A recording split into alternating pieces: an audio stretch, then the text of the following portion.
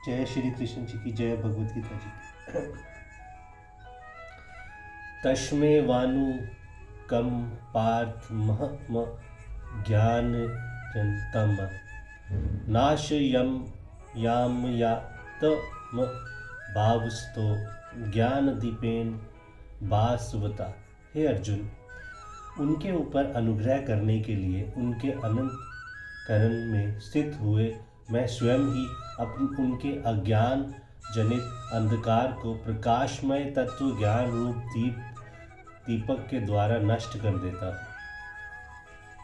उन भक्तों पर अनुग्रह करने के लिए मैं स्वयं ही उनके अज्ञान जनित अंधकार को नाश कर देता हूँ। इस कथन का क्या अभिप्राय है?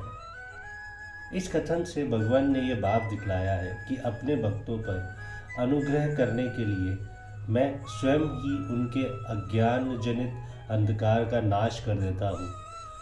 इसके लिए उनको कोई दूसरे साधन नहीं करना पड़ता।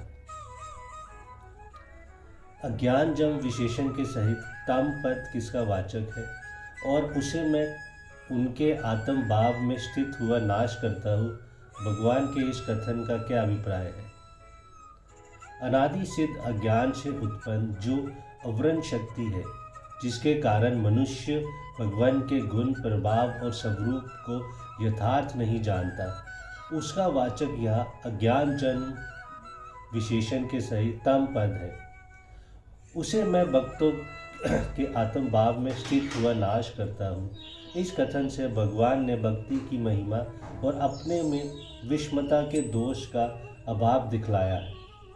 भगवान के कथन का अभिप्राय ये है कि सबके हृदय देश में अंतर्यामी रूप से सदा सर्वदा स्थित रहता हूँ, तो भी लोग मुझे अपने में स्थित नहीं मानते।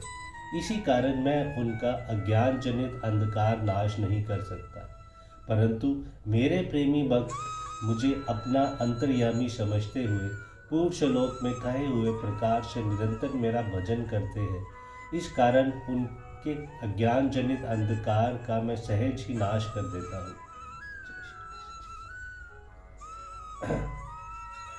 भास्वता विशेषण के सहित ज्ञान दीपेन पद किसका वाचक है और उसके द्वारा अज्ञान जनित अंधकार का नाश करना क्या है? पूर्व श्लोक में जिसे बुद्धि योग कहा गया है, जिसके द्वारा प्रभाव और महिमा आदि के सहित निर्गुण निराकार तत्व तथा लीला रहस्य महत्व और प्रभाव आदि के सहित सुगुण निराकार और साकार तत्व का स्वरूप भली जाना जाता है, जिसे 7वें और 9वें अध्याय में विज्ञान सहित ज्ञान के नाम से कहा है। ऐसे संशय विपर्य